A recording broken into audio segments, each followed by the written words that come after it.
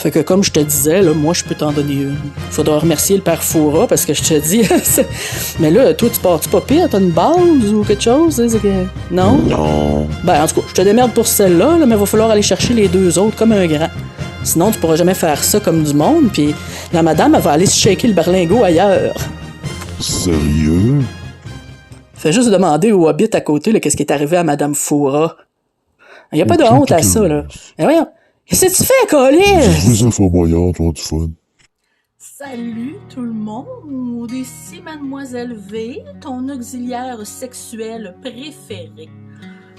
Écoute, ça fait longtemps qu'on s'est pas vu, vraiment très longtemps, fait que j'espère que t'es content de me voir, tu sais. Pis si t'as pas le goût, ben, too bad, tu sais. Mais parlant de pas le goût à soir, aujourd'hui, on va parler de sexualité. Je te surprends, hein? On parle toujours de sexe. Mais sache qu'aujourd'hui, c'est spécial. C'est très spécial. Évidemment, si vous aimez mieux que je fasse du ASMR là, sur l'application d'un suppositoire dans le temps des impôts, ben allez-y de suggestions, mes amis.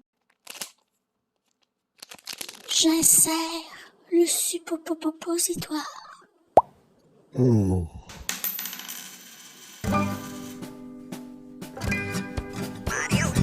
Je suis peut-être une toutoune, mais je suis une Christie de belle toutoune. Aujourd'hui, juste pour toi, je vais répondre à la question qu'on me pose le plus souvent. Mais Mademoiselle V, qu'est-ce que ça prend pour être un bon amant? Alors, j'ai décidé de m'attaquer aujourd'hui au top 3 des qualités ou des connaissances qu'il faut y avoir pour être un super bon amant. C'est quoi un bon amant? Hein? La réalité, c'est que c'est différent pour toutes les filles. Mais il y a un point qui revient constamment et c'est la capacité à cet amant-là de mettre vos besoins érotiques de l'avant sans qu'on ait besoin de le demander ou de donner un cours sur comment faire. Puis, évidemment, pour être un bon amant, ben, ça prend des connaissances et ça prend des clés. Donc, cet amant-là aura besoin de 3 clés distinctes pour arriver au chemin du bonheur. So, let's see si t'es chaud, mon coco. On commence avec le numéro 3, hein? La communication. Pourquoi pas tout le temps de communication, Mademoiselle V? Ouais, ben la communication, ça existe peut-être plus aujourd'hui, mais dans le temps, là-dessus, il y avait des fils. Puis là, à l'intérieur des fils, il y avait du son qui passait. Puis ça allait de ta bouche à l'oreille d'un autre. Magie! Aujourd'hui, on utilise nos doigts pour communiquer. On utilise nos doigts pour bien trop d'affaires. Puis des fois, ça donne lieu à des drôles de textos.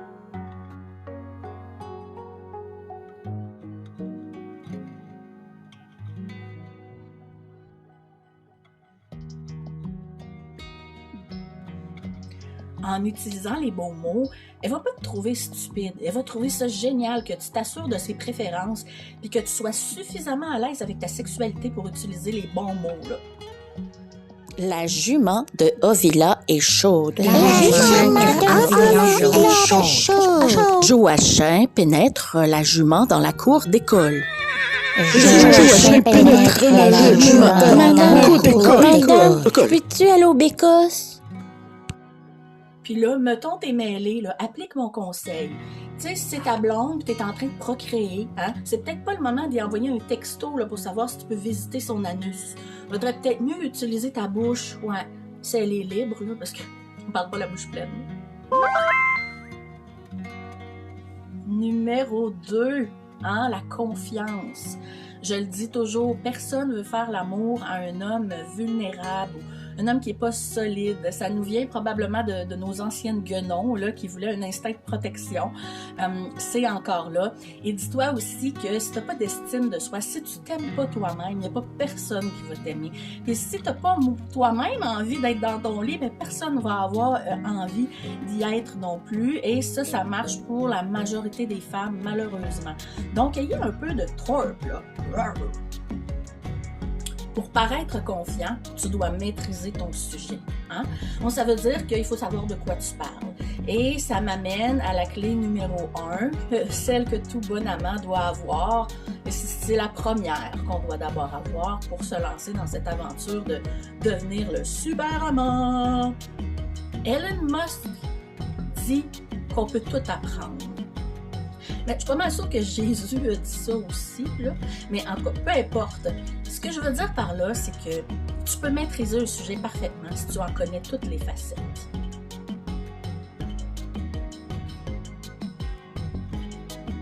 Ça va peut-être être un choc pour toi. Je désire t'y préparer. Mais sache que ce que tu vois dans la porno, c'est pas vrai. Je vais jamais insister assez sur ce point-là. En 2022, la pornographie, il n'y a plus rien de vrai. C'est une industrie qui est maîtrisée par les hommes, pour les hommes, et ce qu'on y voit est généralement peu agréable pour la femme. Et c'est un portrait aussi assez masculin, donc nous les femmes, on finit par s'y accommoder. Mais comprenez, messieurs, comprenez-le, que ce n'est que du divertissement.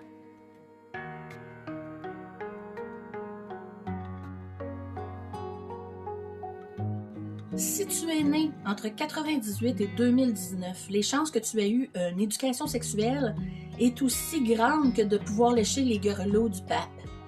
L'homme moyen connaît environ 35% de la femme. Moi, je te dis que en connaissant tout dans sa tête et dans son cœur, tu vas augmenter automatiquement tes chances de 100% de lui faire plaisir dans le lit. Donc, il faut comprendre cette petite bébête-là. Il faut la comprendre de A à Z, même si c'est dur, je sais. Bon, félicitations, tu as rencontré une partenaire sexuelle et là, tu sens que tu aurais besoin d'améliorer un petit peu. Comment on fait ça sans se faire chier? Hein? Il y a possibilité de lire des livres. Oui, il y a un livre en particulier que je nomme comme la Bible sexuelle pour ceux qui commencent dans le métier ou dans le domaine, ceux qui commencent à sortir leurs jouets à l'air un peu plus souvent, là, et pas juste au printemps. Je suggère le livre « Le sexe pour les nuls ». Bon, je sais pourquoi je vous donne ça, vous n'êtes pas nuls quand même, là. Vous partez avec une certaine base. J'espère. Non?